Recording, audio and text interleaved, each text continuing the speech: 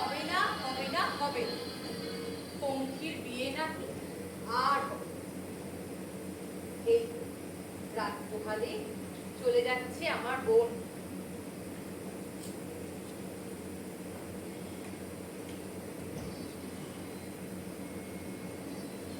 আমার সংসারে কত কষ্ট পেয়েছে দেখিস পঙ্খি, এবার তুই সুখী হবি। ভাগ্য কারোর সঙ্গে চিরকাল শত্রুতা করে না। ও বাসর সজ্জার ফুলগুলো অমর করে ফেলেছিস কেন? ও কি অলক্ষণ? ভারী তো বিয়ে, তার আবার বাসর। এখানে যেন কোনো হইচই নয়। আমি এখন ঘুমাবো। ভারী তো বিয়ে? কেন? বিয়ের কোন অনুষ্ঠানটা তোর বাদ গেল শুনি? নিত্যগোপাল বাবুদের পার্টি সব করেছে, সানাই বাজলো, আলো জ্বললো, জামাই মেয়ে বরণ হলো, অত পরিমাণ তত্ত্ব তালাশ করলো। গাঁ শুদ্ধ সবাইকে খিচুড়ি, পায়েস, মাছ ভাজা, আমাদের যাত্রা গাছের মতো এত নিখুঁত আর এত জাকের বনবিবাহ এই ভারতে কোথায় হচ্ছে শুনি?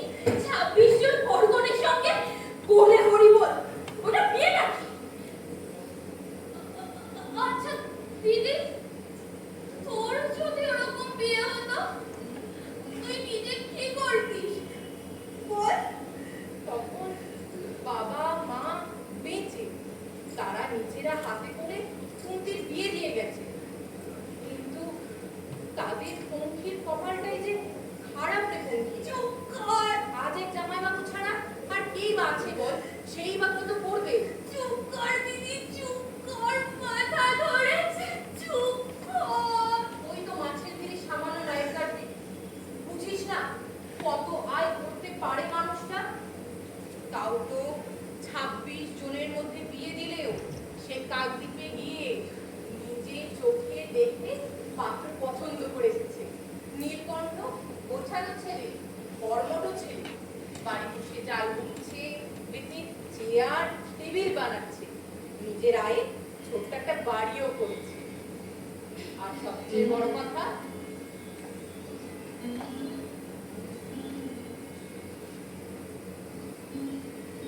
সংসারে তোরাই কেবল দুজন থাকে।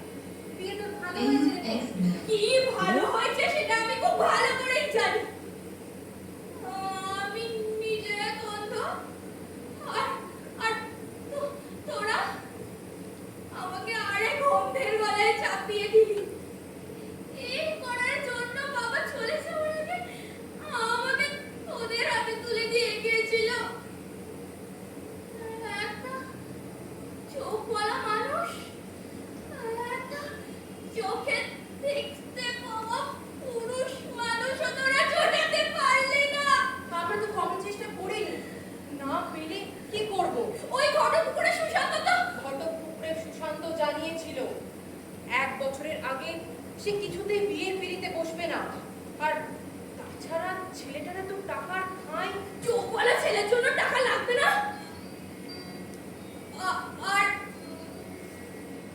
তাছাড়া বাবা তো আমার বিয়ের টাকা তোদের হাতে বুঝিয়ে দিয়ে গেছিল। দিদি কি কি হয়েছে? ওই যে ওই শোনো। আর কি শুনবো? আরে তুমি আমার কথা শোনো, বুঝলে? নেত্যগোপাল বাবুদের একবারে পাকা কাজ। হ্যাঁ, আলু আর ফুল দিয়ে রিক্সা ভ্যানগুলোকে এমন সাজিয়ে দিয়েছে যেন ময়ূরপঙ্খী নাও। আর সেই ময়ূরপঙ্খী ভ্যানে চাপিয়ে প্রত্যেক জোড়া বরকনেকে বাড়ি বাড়ি পৌঁছে দিচ্ছে। হ্যাঁ, তোমার ভগ্নিপতি আসছে। তুমি কেন যে পঙ্খিকে আগেই নিয়ে চলে এলে? কারণ ওরা দুটিতে একসঙ্গে কি ব্যাপার? নতুন বইয়ের মুখখানা এমন বারবার কেন? পঙ্খি কি বলছে? পঙ্খি শুধু ও কেন, আমিও বলছি, ছেলের চোখে নজর নেই। আরে ধুর ধুর, নজর ওসব নজর টজরে তো আকার করে নাকি আমাদের নীলকণ্ঠ? যাও ওর বাড়ি গিয়ে দেখে এসো। 4 জন নজরওয়ালাকে হাতে ধরে বেদ বোনা জাল বোনা শেখাচ্ছে। হ্যাঁ, রীতিমতো লোক রেখে মাদুর বানাচ্ছে, বুঝলে? 7-7টা নজরওয়ালা ওই নীলকণ্ঠর আন্ডারে খাচ্ছে। নজর ওসব বলে লাভ হবে না। বাবার বিয়ে থার জন্য যে টাকা রেখে গিয়েছিলেন, সেই টাকা দিয়ে তো তুমি অনায়াসই ঘটক পুকুরে সুশান্তকে ধরতে পারতে। ও তো নিজে চোখে দেখেই ওকে পছন্দ করেছিল। চুপ কর!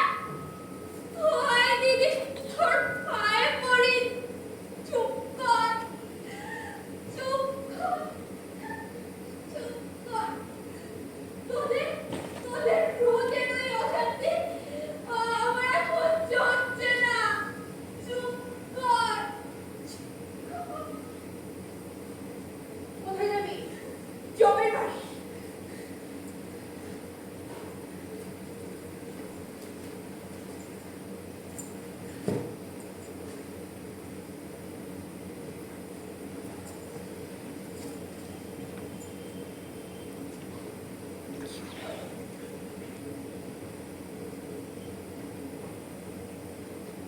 পঙ্খী, পঙ্খী, বোন, এখানে ভেবে পড়ে থাকিস না।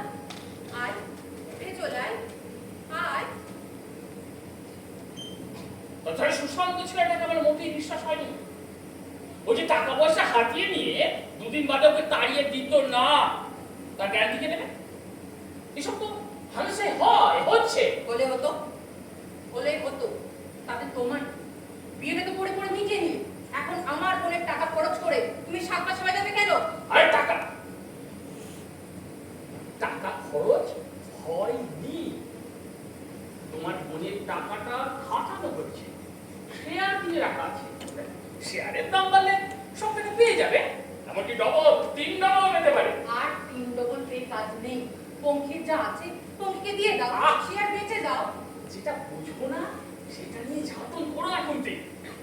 শেয়ার বেচার একটা সময় আছে, এখন বাজার এতটাই পড়ে গেছে যে এখন দাঁড়িয়ে দাঁড়িয়ে মার খেতে হবে। মেয়েটার জীবনে ওইটুকু তো সম্ভব, সেটাও যদি দাঁড়িয়ে দাঁড়িয়ে মার খায়, এই জীবনে আমরা ওর সামনে দাঁড়াতে পারবো? দেখো দেখো, ওই টাকাটা শেয়ারে খাটানো ছাড়া কোনো উপায় ছিল না। হ্যাঁ, তোমাদের বাবা সেই সময়ে যে পরিমাণ টাকা রেখে গিয়েছিলেন সেটা সেই সময়ের মধ্যে যথেষ্ট ছিল। আমি ভাবছি সেটা যথেষ্ট ছিল, কিন্তু আজকে বাজারে ওদের কি হয়? সময় না। টাকার মূল্য কমে গেছে, এখন ওই টাকায় ডিম করাতে না পারলে এখন যদি এসব কথা নীলকণ্ঠের কানে যায়, সে ভাববে না মেয়েটাকে প্রচুর করে তুমি তাকে ঘর থেকে বিদায় করলে? বিদায় করার কোনো উপায় ছিল? আমার এই বাড়িতে ওই অন্ধ মেয়েটার উপর রাত দুপুরে পাশবিক অত্যাচার, সেই শয়তানটা এখনো ধরাও পড়েনি। সেই যে আবার কোনোদিন না না, এরপরে একটা দিনও দেরি করা সম্ভব ছিল আমার। তাছাড়া কিছু একটা ঘটে গেলে এই গায়ে বাস করতে পারতাম। ওই ঘটক পুকুরের সুশান্তর জন্য দেরি করা চলতো না।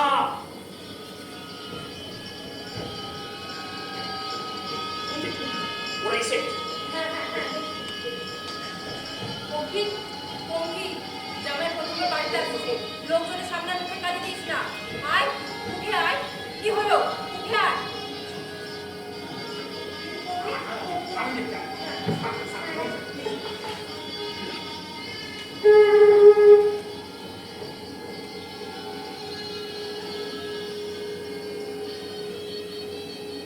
পঙ্খী, ওঠো। তোমাকে এইভাবে শুয়ে থাকতে দেখে ভালো লাগছে না, মোটেই ভালো লাগছে না। অবিকল সেই রাতটা, সেই ভয়ঙ্কর দুর্ঘটনার পর তোমাকে এভাবেই পেয়েছিলাম।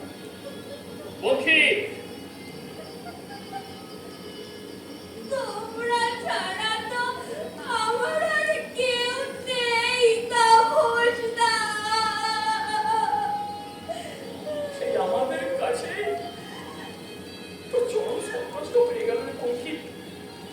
তাই তো যেমন করে হোক এই যাত্রা কাছে থেকে তোকে সরাবার জন্য আমি ছটফট করছিলাম। গণবিবাহে সুযোগটাও ধরলাম না। কামিসা পঙ্খী, সারা গাঁয়ের লোক তোর বিয়ের সাক্ষী হইল রে।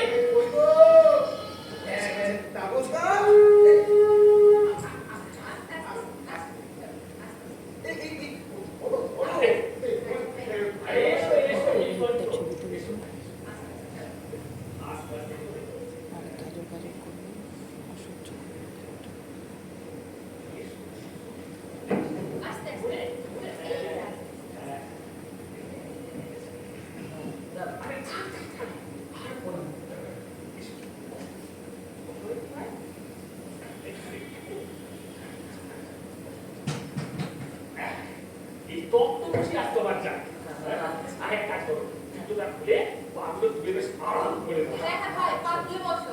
ঠিক আছে ঠিক আছে। আরে ও খেলু হ্যাঁ বলি তোমাকে কি বসার জন্য আমার নিমন্ত্রণ করতে ও, হবে হ্যাঁ। আরে বসো বসো বুঝলে তাপসদা হ্যাঁ খুব ভালো লাগছে। এই ঘাটটাই আমি কোনো মনোবিবাহের পৌরোহিত্য করি। এটা কিন্তু আমার কেরিয়ারকে এক ধাক্কা অনেকখানি তুলে দিল। কই গো হ্যাঁ তিনটে চা দেবে আচ্ছা, ঠিক আছে বৌদি, এবার অত ব্যস্ত হতে হবে না। এবার তাপসদা, এই যা বলছিলাম শোনো না। এটা ধরো এই প্রেম গেল বিয়ে। হ্যাঁ হ্যাঁ মানে যে 25টা করে ধরলেও ইতিমধ্যে আমি যাত্রাগাছিতে 75টা বিয়ে চুকিয়ে ফেলেছি। এখনো তো কেরিয়ারে রিপোর্ট করে রয়েছে। হবে খেলু তোমার হবি বলছো হ্যাঁ? এই ও, হ্যাঁ।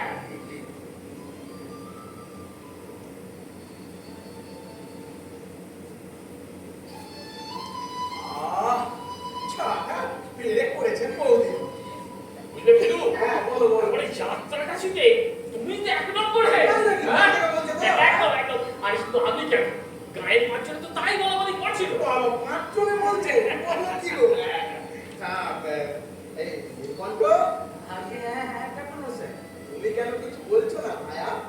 আমার এই কোনো পৌরোহিত্য হ্যাঁ ঠিক ঠিক, আমার এই কোনো পৌরোহিত্য, হ্যাঁ যাকে বলে ওই কোনোমালা বদল অনুষ্ঠান পরিচালন, ওই শাস্ত্রীয় ম্যানেজমেন্ট, তোমার কেমন লাগলো ভায়া?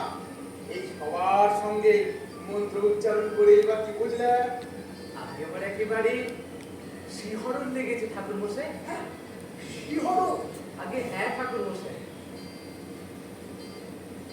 আমি একা মানুষ, অন্ধকারের মানুষ।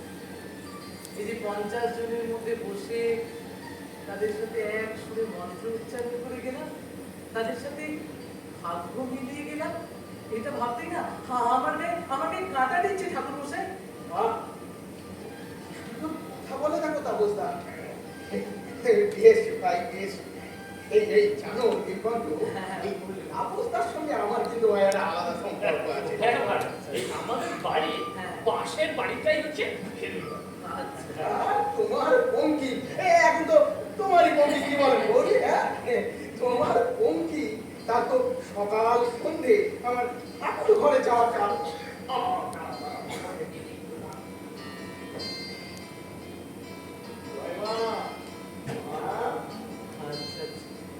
তুই পূজা করি।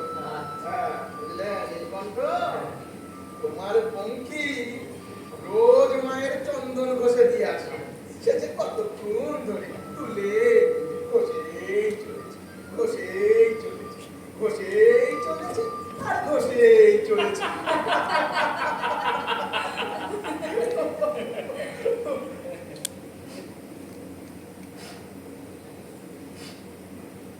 একটা আস্তে গন্ধ পাচ্ছি যেন। বন্ধ। আসতে গন্ধ কই না তো। কাঁচা মাছের গন্ধ। আপনাদের বাড়িতে কি আজ পমফ্রেট মাছ এনেছেন দিদি? পমফ্রেট না ওই পমফ্রেট মাছ আমাদের বাড়ি থেকে আরে কি বলছো কি তাবো? হ্যাঁ। কম্পিউটারের মতো আবার মাছ হয় হ্যাঁ। আমার বাড়িতেই এসেছে আজ। আর দেখতে হবে না, বেড়ালের কম্ম আপনার ওই রান্নাঘর থেকে এখানে টেনে এনে। সে কি কাল শ্বশুর বাড়ির লোকজন আসবে বলে কিনে রাখলাম। আচ্ছা আচ্ছা, এই খাটের নিচটা একবার দেখুন। দেখুন না দেখুন। বলছি যখন না দেখো দেখো গেলে ওভাবে দেখতে পাবেন না, চোখে আদি লাগবে, টর্চ জ্বালিয়ে দেখুন। এই যে খেলু হ্যাঁ। তোমাকে টর্চ আছে নাকি হ্যাঁ চলো তো ভাই গেলে হ্যাঁ হ্যাঁ পেয়েছি। এই তো তাই তো পমফ্রেট এই তো আমাদের বড় কম্পিউটারে কোথায় নিয়ে যাচ্ছে? এনেছি। এটা মুখ দিয়েছে ওটা ফেলে দেবে কি করবে খেলু এই যে ফেলে দাও এই দাও। কিন্তু নিকণ্ঠ, হ্যাঁ হ্যাঁ বলুন ঠাকুর মশাই। এই বক্তা কোষের উপরে হ্যাঁ বসে তুমি কি করে বুঝলে ভাই নিচে পম্পেট? আগে পাচ্ছি পমফ্রেটের গন্ধ। তা ভেটকির গন্ধ বলি কি করে ঠাকুর মশাই? বাবা পমফ্রেট ভেটকির আবার আলাদা আলাদা গন্ধ। কে জানে ভাই? তোমাদের জামাইয়ের তো নাক আছে তো তাপসদা।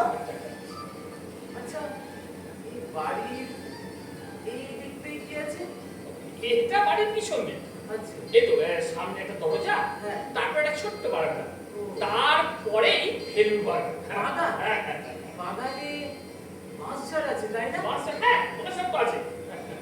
আচ্ছা মাছ ফুলে গন্ধ ছেড়েছে। হ্যাঁ বাঁশ ফুল এই বাসের আবার ফুল হয় নাকি? জন্মেও যা চোখে দেখিনি তার আবার গন্ধ। আগে অনেক কিছুই চোখে ধরা পড়ে না ঠাকুর মশাই, নাকে ধরা পড়ে। এই যে আপনারা এখন দেখতে পাচ্ছেন না, বাঁশ ফুলের গন্ধে একবার ফেলে ইঁদুর আর টুকু একটা শেয়াল গুটি গুটি পায়ে ঘুরে বেড়াচ্ছে এখন। ও বাসফুল, শেয়াল, ধেড়ে ইঁদুর, এমন ছেলে সবাই নীলকণ্ঠ ঘরে বউ ঘরে ফিরে এলো। নীলকণ্ঠ বলছি সব কিছু তুমি আলাদা আলাদা গন্ধ পাও। থাকে, হ্যাঁ ঠাকুর মশাই, যত বস্তু তত গন্ধ। এই যে আপনাদের পৌঁছে এখন ঘরে ঢুকলো, এটা কিন্তু না বলে দিলেও আমি বুঝতে পারলাম। আরে বাবা, আরে কই গো কুন্তি, আরে কোথায় গেলে? শুনে যাও দেখো নীলকণ্ঠ কি বলছে। নীলকণ্ঠ বলছে ওনাকে এর মধ্যে তোমার বোনের গায়ের গন্ধ চিনে রেখেছে। কেন চিনে রাখতে পেরেছি বলুন তো দামোদর? কেন ভাই? কারণ আপনার শাড়ি কোন রকম গন্ধ মাখেনি বলে। তাই নাকি? আগে হ্যাঁ তা বুঝতাম। আজকাল লোকে ঘরের বাইরে পা বাড়ালেই গায়ে কত রকমের সুরভি ছড়ায়। কিন্তু আপনার শাড়ি তার বিয়ের রাতে ছিটে ফোটাও মাখেনিছে। এ পঙ্খী, শোন রে শোন, নীলকণ্ঠ এই বিয়ের রাতে তো কত প্রশংসা করেছে। প্রোগ্রাম তো না হয় একটু হাস না। এই নীলকণ্ঠ হ্যাঁ, বলছি, বলি। কত রকমের গন্ধ চেনো ভাই তুমি? তাই মোটা গন্ধ, সূক্ষ্ম গন্ধ সব মিলিয়ে ৫-৬ হাজার তো হবেই ঠাকুর। ওরে বাবা ৫-৬ হাজার। এই কি করে চিনে রাখো ভাই? আগে জল কাটছেন কেন? মানুষের পক্ষে ১০,০০০ও সম্ভব। এই যে হাজার হাজার জীবজন্তু, মানুষের মুখ আপনিও চিনে রাখেন, তা ওরে চিনে রাখে। এ বাবা তাদের আমরা দেখতে পাচ্ছি, চিনতে পাচ্ছি। হ্যাঁ, তাদের মুখের ছবি তো আমাদের মাথায় আটকে যাচ্ছে। আমারও তাই লাগে। এই গায়ের গন্ধটা মাথায় আছে। আচ্ছা ঠিক আছে বলছি এই শিয়ালটা এখনো এখানে ঘুরঘুর করছে নাকি? আগে হ্যাঁ ঠাকুর মশাই, হ্যাঁ?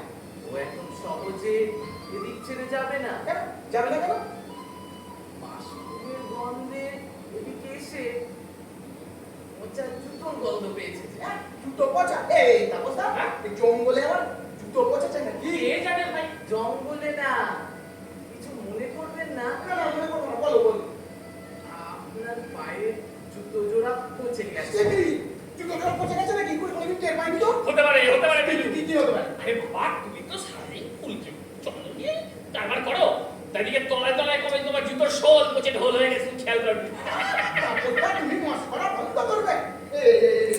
নীলকণ্ঠ, তাহলে তুমি বলতে চাচ্ছো ভাই এই শিয়ালটা আমাকে টার্গেট করে ঘুরঘুর করছে নাকি? হ্যাঁ ঠাকুর মশাই, হ্যাঁ? আপনার জুতোই টার্গেট। একবার টার্গেট করলে সহজে ছেড়ে যায় না ঠাকুর সে মশাই। কি? এই সমস্ত জন্তু জানোয়ারের কারো মনে কি আছে কে জানে? না বাবা, আমি বাড়ি যাই। এ কি শুভদিনে আমার বাড়িতে মিষ্টি মুখ করে দাও? না, এখন খাওয়াটাও যাবে না। কেন? আর কত খাবো? এই পোজ তো প্রায় সমিতির বাড়িতে সারা হয়েই গেছে।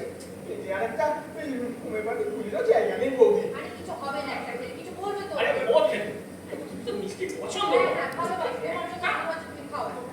খাও, একটা কিচ্ছু হবে না, খাও। আচ্ছা বাবা, ঠিক আছে ওরা যখন এত করে বলছো তখন না হয় ওই এক না হ্যাঁ? না সে কি? না খাবো না।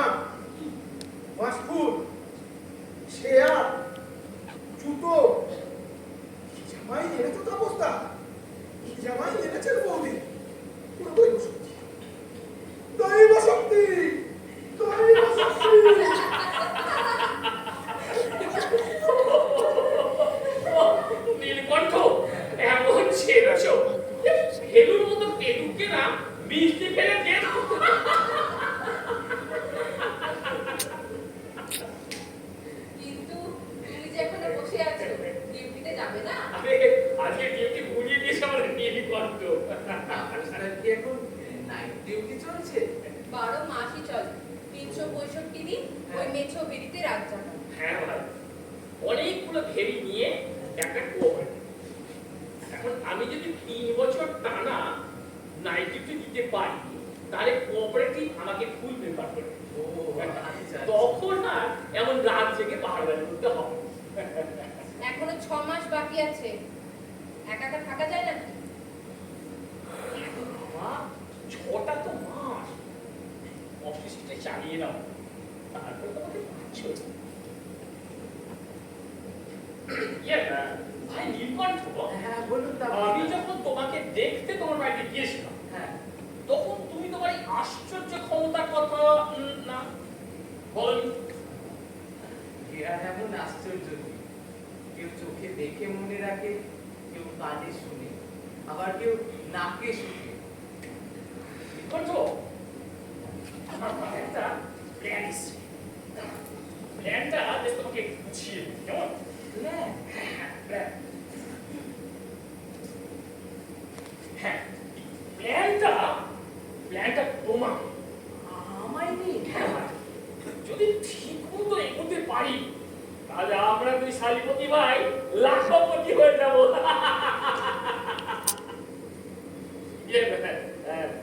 ভাই, আমার ডিউটি টাইম হয়ে গেছে, কেমন? ডিউটি থেকে ফিরে এসে কাল সকালে তোমাকে বুঝিয়ে বলবো। চলি।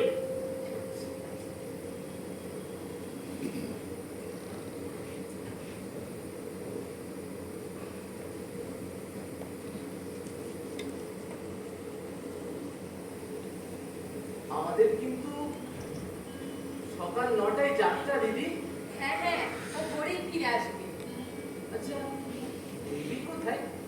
অনেকক্ষণ ওর কোনো সারা শব্দ পাচ্ছি না।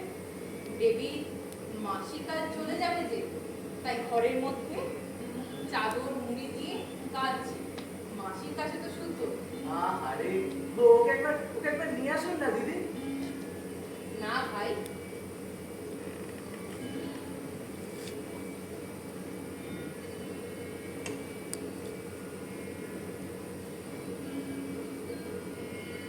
তুমি এখন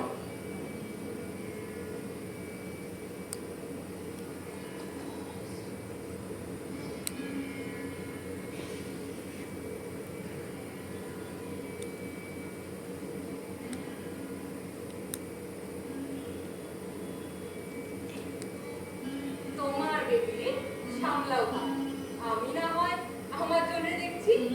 তা হ্যাঁ ভাই, রোজ তো বাইরে বাইরে চুকিয়ে দিলে, কাল সকালে আমার কাছে কি খেয়ে যাবে বলো তো? যা বলবো দিতে পারবে। সাত সকালে পোলাও কালিয়া চেয়েও না, দিতে পারবো না। ওসব সস্তার খাবার দাবার আমার সয় না দিদি। আমায় দিতে হবে লাল চালের গরম ফ্যান ভাত, কাঁঠাল বিচি ভাতে, কুচো চিংড়ি ভাজা, আর 1 চামচ গাওয়া ঘি। এ আর এমন এক্ষুনি তোমায় দিতে পারবো। তাহলে দিন।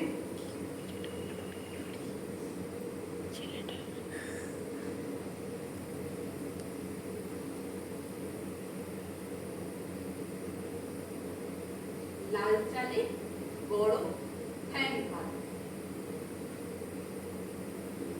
কাঁঠাল বিচি ভাতে, কুচো চিংড়ি ভাজা, আর 1 চামচ গাওয়া ঘি। না, সব একসঙ্গে পেলে কাল সকাল পর্যন্ত আর অপেক্ষা করতে হলো না।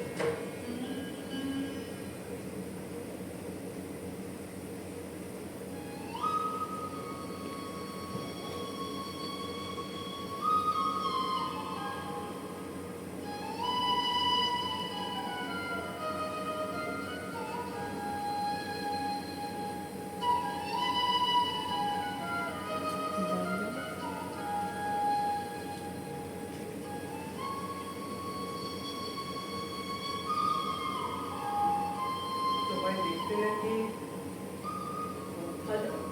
হ্যাঁ ঘটকপুকুরে সুশান্ত তোমায় বিয়ে করতে চেয়েছিল, জামাইবাবু রাজি হয়নি বলে তুমি খুব কান্নাকাটি করেছ। কে বললে? যারে তুমি প্রাণের কথা বলো, যার ঠাকুর ঘরে তুলে তুলে চন্দন বসো। ও ফেলুদা। সুশান্ত বছরখানে দেরি করতে বলেছে। কোনো একটা বিশেষ কারণে জামাইবাবুটা করে হ্যাঁ রাজি না হয়ে ভালোই করেছে। কেন কেন রাজি নয় ভালো করেছেন? রাজি হলে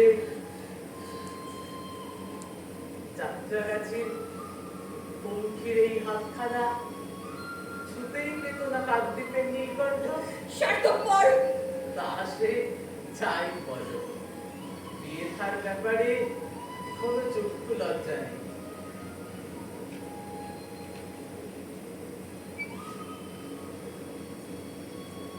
একটা ছোট্ট জিনিস দেবো তোমায়।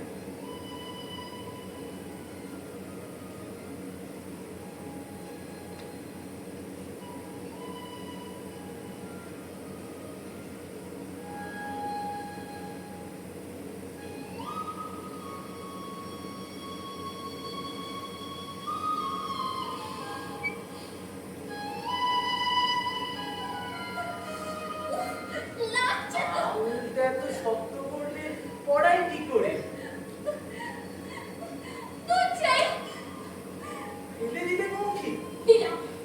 কোন দিকে পড়লো সেটা?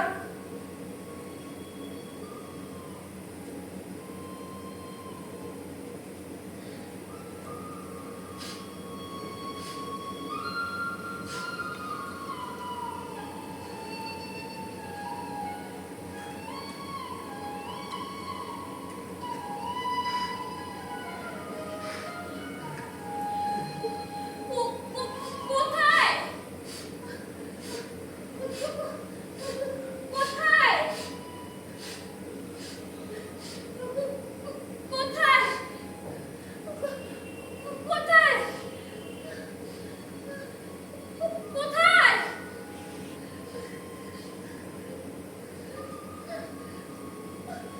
খুঁজে দেখি। খুঁজে পাওয়া যাবে না। দিদি যদি কাল সকালে ছাড় দেওয়ার সময় পায় তো? সোনার জিনিস কতক্ষণ হাতছাড়া করে রাখতে হয় বুঝি? তাহলে সারা রাত্রি খোঁজাই চলুক।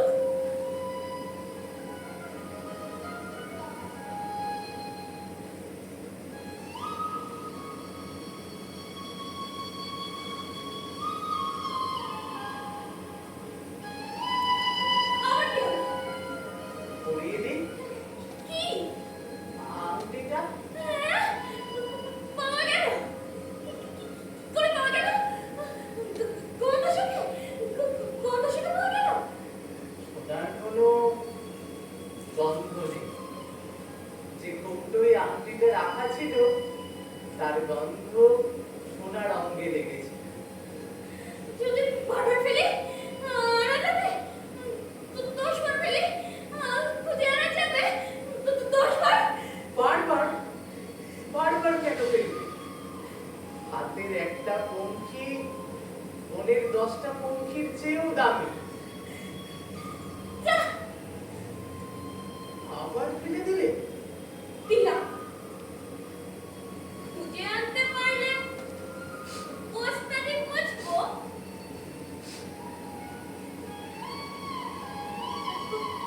পাওয়া গেল? পেয়েছি বোধহয়। কোথায়? মনে হচ্ছে সে এখন একটা নিশ্চিন্ত জায়গায় গা ঢাকা দিয়েছে। যদি বলো বার করে আনতে পারি আনবো। নীলকণ্ঠ! তাপসদা। নীলকণ্ঠ! আসুন আসুন তাপসদা। জেগে আছো নীলকণ্ঠ? সেই আমরা একটু গল্প করছিলাম। ও আচ্ছা আচ্ছা। তা আপনি ডিউটিতে গেলেন না? এই ফুলকপিটা রেখে আবার যাব। পথে পেয়ে গেলাম, বুঝলে? আমাদের যাত্রাঘাটে ফুলকপি কিন্তু হেভি দাম না। তাপসদা, ফুলকপি না, নলেন পাটালি। না, তোমাকে কেউ ঠকাতে পারে না। জানো নিকট, আমাদের পঙ্খী হ্যাঁ। নলেন পাটালি ভীষণ ভালোবাসে। ও আচ্ছা। পুড়িয়ে যাবে বলে হ্যাঁ। চিবিয়ে খায় না, ও একবেলা মুখে ভরে গাল ফুলিয়ে ঘুরে। তাপসদা, মনে রাখবো তাপসদা, কাকদ্বীপেও মজুদ থাকবে।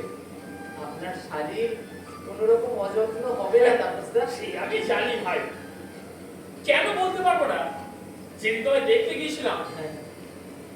তখনই আমার মনে হয়েছিল পঙ্খী তোমার কাছে সুখেই থাকবে। একটা কথা জানার ভাই লোক হচ্ছে ভাই। কথা? হ্যাঁ, কি কথা বলুন তো? শোনো কথা। এই যে তোমার হাজার হাজার গন্ধ পাওয়ার যে ক্ষমতাটা, মানুষই যে গন্ধ পাচ্ছে না, তুমি সেই গন্ধ পাচ্ছ। এই যে তোমার দৈব শক্তিটা, দৈব টৈব না দাদা, এটা আসলে অসুর শক্তি। ভাববেন না চালাকি করেছে। ওই ওই রাস্তার কুত্তারও ওই শক্তি থাকে না। জীবজন্তুর এই শক্তি থাকে সেটা আমি জানি। সেটাকে কি জানে বলে? হ্যাঁ, অচেতন শক্তি। তখন আমার বয়স কত, 13 কি 14। কাকদ্বীপের লঞ্চ ঘাটে তেলে ভাজার দোকানে কাজ করি। ও, তুমি তখন দেখতে পেতে? খুব ঠিক দাদা, ঝক ঝকে দেখতে পাই। আর ওই দেখতে গিয়েই তো কাল হলো। তেলের কড়াইয়ে ফুলুরি ছেড়ে নদীর দিকে তাকিয়ে দেখি বকের মতো সাদা একটা জাহাজ ডায়মন্ড হারবারের দিকে যাচ্ছে। একটাও লোক দেখা যাচ্ছে না। জাহাজটা ভেসে যাচ্ছে যাচ্ছে যাচ্ছে, কতক্ষণ ধরে দেখছি। ঘোড়ায় ফুলুরিগুলো? ততক্ষণে কয়লার দলা হয়ে কড়াই ভরা তেলে ভেসে বেড়াচ্ছে। যা, আমিও বললাম যা।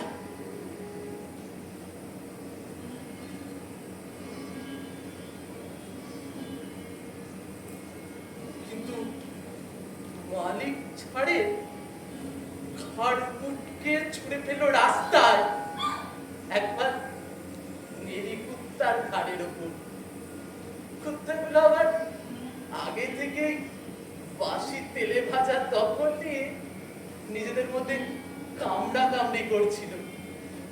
আমি পড়তেই ছালটা মেটালো আমার উপর, হাওয়া মেরে চোখ দুটো গেলেই দিল।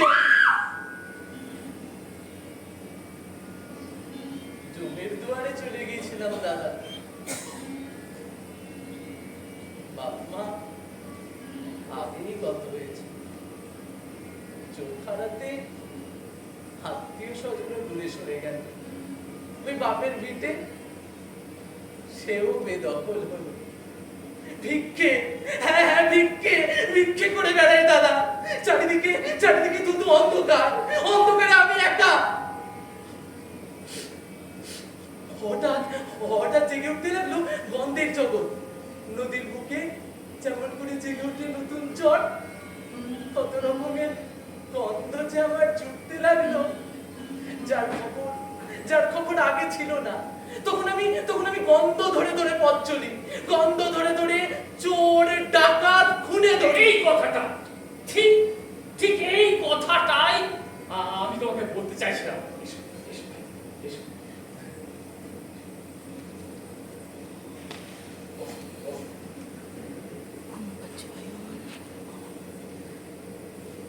দেখো ভাই, তোমার এই অসাধারণ ক্ষমতাটা কাজে লাগাতে হবে। যদি প্ল্যান করে এগো, তাহলে আমি বলছি তুমি দেখে নিও মাসে যে কত টাকা তুমি ঘরে তুলতে পারবে, তুমি ভাবতে পারবে না নীলকণ্ঠ। হ্যাঁ,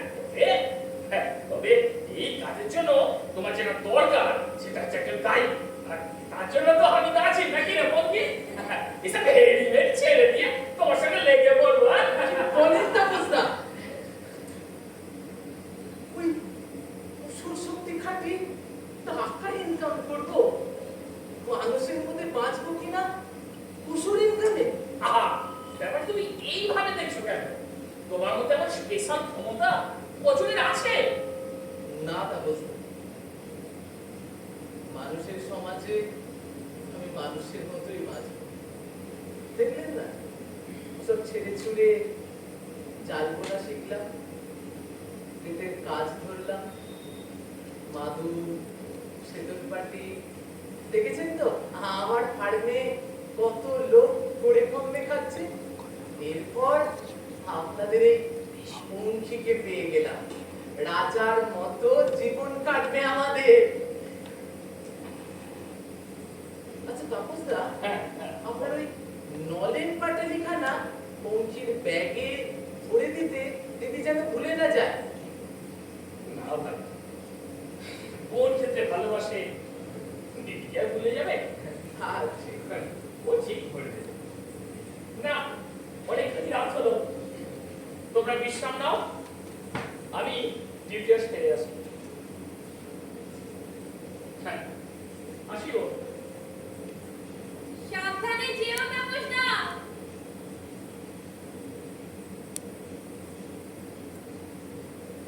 যাবো।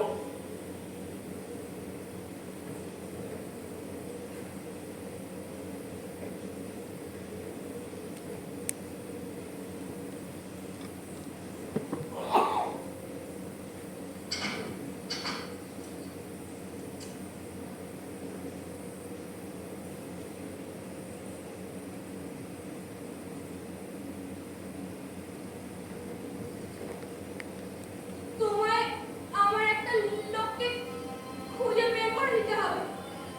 ওই দেখো আবার সেই ছন্দ সুখে চোর ভরা। সে ক্ষমতা তোমার আছে নীলকণ্ঠ। শুনলে না ও ক্ষমতা আমি এখন আর কাজে লাগাই না। শয়তানটা আমার সর্বনাশ করেছে ও নীলকণ্ঠ। যা করেছে করেছে, কুকুরের কাজ কুকুর করেছে, তার সমাপ্তি হয়ে গেছে।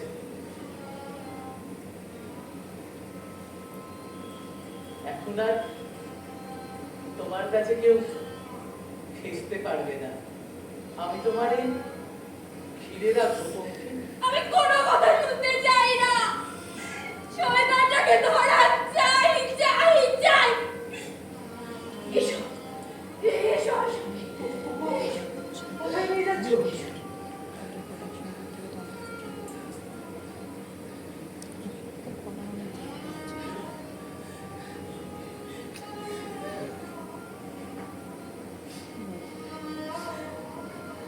বাসুদেব বাবু, এই সেই পেছনের বারান্দা। এই বারান্দায়, এই ঠায়ে, সেই রাতে। আজ আর কোনো সর্বনাশের কথা না, ও কথা বলার ফের সময় পাবো। আজ আমাদের সুখের দিন। সুখ? তুমি জানো না আমাদের সুখের কথা ভাবতে নেই? বলছো পঙ্খী? এই ঠায়ে বসে আমি সেই সুখের কথাই ভাবছিলাম। ভাবছিলাম খড়গ পুকুরে গেলে কত সুখী না হবে আমার। কানে পাচ্ছিল সুশান্তের গলাটা। চলো চলো, আজ তোমার সুশান্তের কথা শুনবো। সুশান্তের কথা নয়, সর্বনাশের কথা শোনো। ঘুম আসছিল না, দিদি ঘুমিয়ে পড়েছে। তাপসদাও ডিউটিতে। সব চুপ চাপ। হঠাৎ একটা মচ মচ শব্দ। বাঁশপাতা মারিয়ে কেউ যেন এগিয়ে আসছে।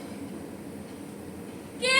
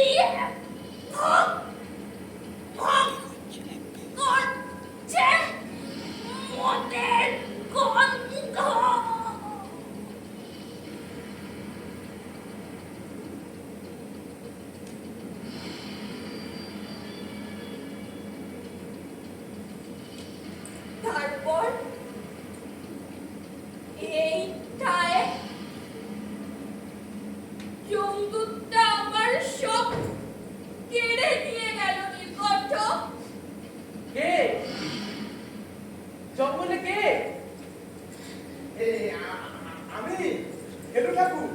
আরে হেলু ঠাকুর গো, তোমাদের বিয়ে দিলাম। ও ঠাকুর মশাই, এত রাতে চন্দন রেখেছে? বলে গোজোড়া পচে গেছে শুনে সর্বাঙ্গ কেমন যেন ঘিনঘিনিও। তাই এই জুতো জোড়া পরিত্যাগ করে একটু চন্দন মেখে দিলাম, একটু বেশি করে মেখে দিলাম আর কি। তা এত রাতে ঝোপ ঝাড়ে কেন? কেন কেনটা বলতে গেলে তোমাকে তো পুরো জিওগ্রাফিটাই বলতে হয়। জিওগ্রাফি? দেখো নীলকণ্ঠ, এই ঝোপঝাড় যেমন তাপসদার বাড়ির পেছন, হ্যাঁ। তেমনি আমার বাড়িরও পেছন। আবার আমার ওই দোতলা থেকে তোমার এই একতলা ঘরখানা পরিষ্কার দেখা যায়। দেখলাম আলো জ্বলছে, তোমাদের গলার আওয়াজও শুনলাম, তাই ভাবলাম যাই নীলকণ্ঠকে কথাটা শুনেই আসি। কথা? কি কথা ঠাকুর মশাই? হলো কি জানো নীলকণ্ঠ, সন্ধেবেলা তোমার ওই অলৌকিক শক্তিটার পরিচয় পেয়ে আমার কেন জানি না মনে হলো পঙ্খির জীবনের ঘটে যাওয়া গোপন অতীতটার কথা তুমি একদিন না একদিন তো জানতে পারবে। তার আগে আগে যদি আমি তোমায় বলে দিই,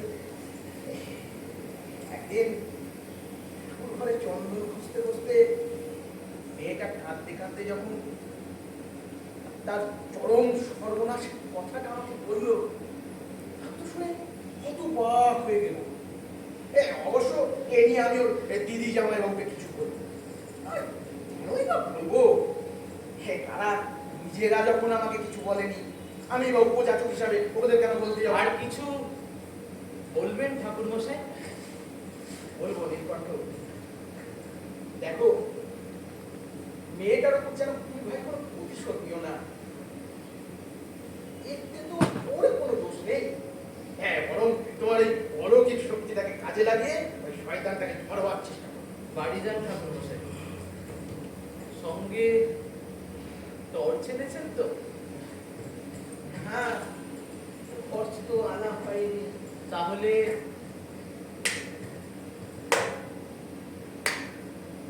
হাততালি দিতে দিতেই চলে যান।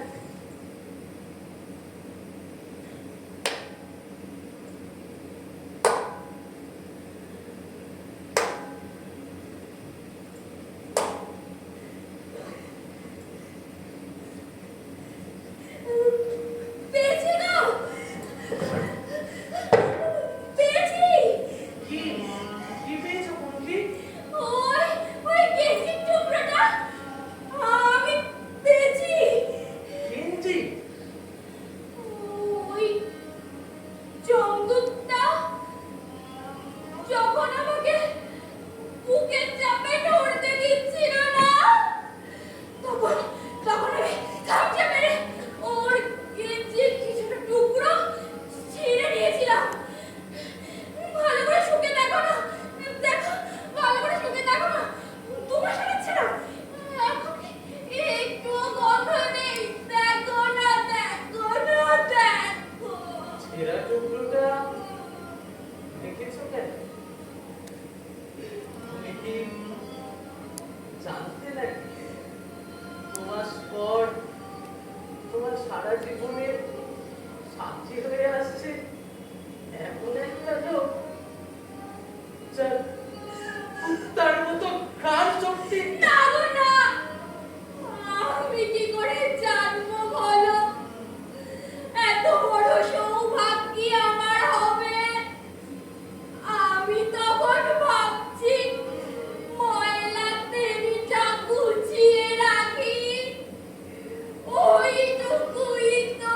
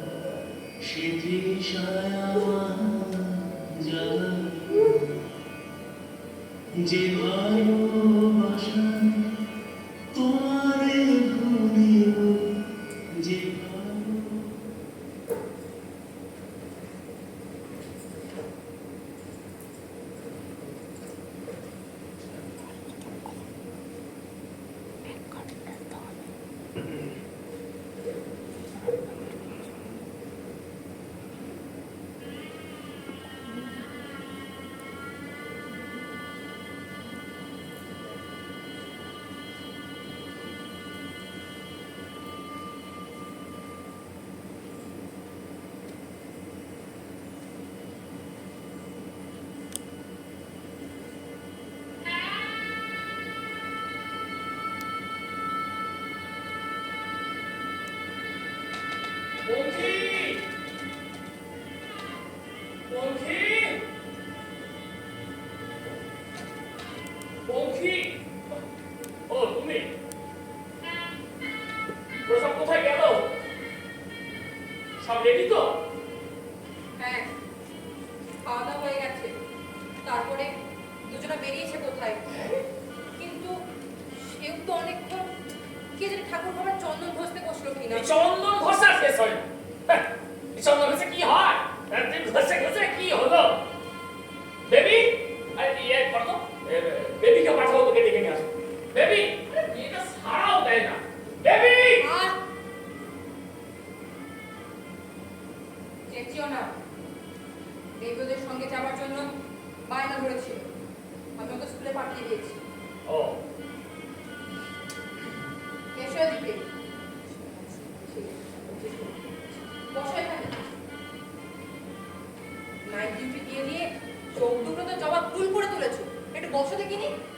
আরে বাবা, নটা লঞ্চটা ধরতে না পারলে পরের ক্লাসে বিকেল 3টে। আর তুই কি চাটকারি কর? হ্যাঁ, দিনের আলোয় পৌঁছাতে না পারলে ওরা বিপদে পড়বে।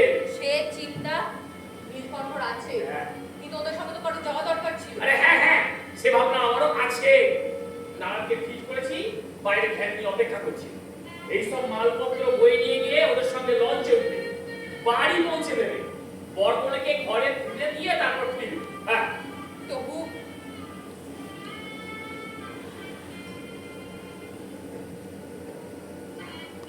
তুমি সঙ্গে গেলে ভালো হতো।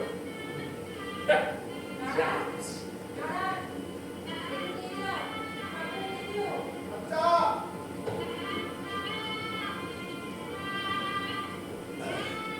ওই ভেক্সের আমার মনের উপায় আছে, যতদিন না ফুল মেম্বারশিপটা পাচ্ছি। হ্যাঁ। বাবা যাওয়ার সময় বলে গিয়েছিল, আমাদের মেয়েটাকে তোর সংসারের মুড়ে রেখে দিস, কুন্তি, দূর করে দিস না। আরে বাবা, এই নিয়ে কখনো আমি তোমায় কিছু বলেছি? ওই দুর্ঘটনার পর থেকে তুমি ওকে ভুটে সহ্য করতে পারোনি, ভালো মতন কথাও বলোনি, কিন্তু ওর কি দোষ বলো? দিদি, কই? বলেছি। দিদি কোথায়? আরে এসো এসো, নীলকণ্ঠ, এসো, এসো। এই তোমাদের ঘরেই আছি। ও, আচ্ছা আচ্ছা। হ্যাঁ, কিন্তু ভাই, আর তো দেখি বড় সঙ্গে নয়।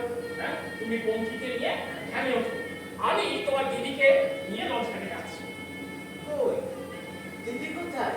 এই তো ভাই, এই তো, এই তো, সাবধানে সাবধানে, আস্তে আস্তে আস্তে। আমরা আসছি দিদি। আচ্ছা আচ্ছা, সাবধানে যেও।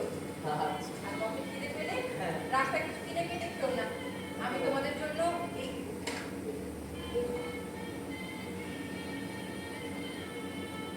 এই ব্যাগে জয়নগরের মোয়া, নলেনপুরের সন্দেশ আর পরোটা আর আলু ভাজা দিচ্ছি। তাহলে আর বাদ গেল কোনটা দিদি? বাদ রাখলাম।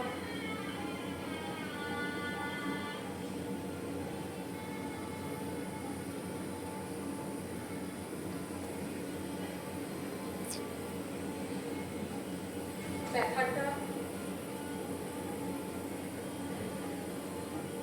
জ্বালাটা আর বিঘ্নটা ওগুলো যেন কোনোদিন তোমাদের দুজনকে ছুতেও না পারে ভাই। ভাই নীলকণ্ঠ, হ্যাঁ হ্যাঁ, বলুন তোমাকে কয়েকটা কাগজ দিই, ধরো ধরো। এগুলো শেয়ার নয়, পঙ্খির টাকায় কেনা। শেয়ারের দাম উঠতেও পারে, আবার নামতেও পারে। সময় বুঝে বেছে দিও, কাজগুলো সাবধানে রেখো ভাই। দাদা, হ্যাঁ বলো। আজ থেকে আমরা এক পরিবার, নিশ্চয়। আর আপনি হলেন সেই পরিবারের মাথা। এই কাগজপত্র না, এগুলো এগুলো আপনি আপনার কাছেই রাখুন দাদা। তবে হ্যাঁ, এই বন্ডগুলো ভাঙিয়ে টাকাটা বেবির বিয়েতে কাজে লাগাতে হবে কিন্তু। তুমি অনেক বড় মনের মানুষ ভাই, অনেক উদার মনের মানুষ। আচ্ছা নীলকণ্ঠ, হ্যাঁ হ্যাঁ, বলুন দিদি। তোমার তো মোবাইল আছে তাই না? হ্যাঁ আছে তো। তা মাঝে মাঝে ফোন করুন আমাদের। হ্যাঁ, অবশ্যই অবশ্যই করবো। আর সময় পেলে আমার এই বোনটাকে নিয়ে এসো। আসছেন কেন দিদি? অবশ্যই আসবো। আর আপনারাও না সবাই মিলে একদিন কাকদ্বীপ যাবেন। সবাই মিলে বসে আড্ডা দেওয়া যাবে। চলুন চলুন চলুন।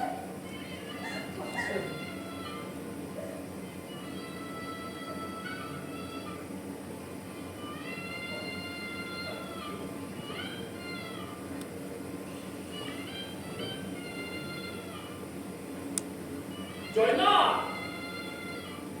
তুমি রক্ষা করেছো মা গো, তুমি বাঁচবে।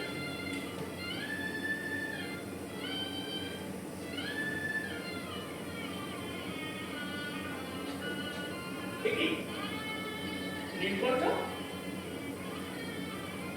তুমি গেলে না? কিছু বলবে?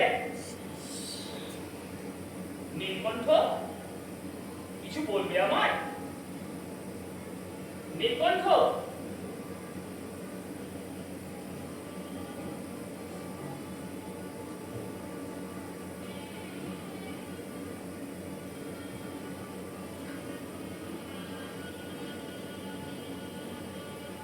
কি হলো ভাই? এই মোড়কটা রাখুন দাদা, এটা আপনার জিনিস। আমার কি আছে এতে?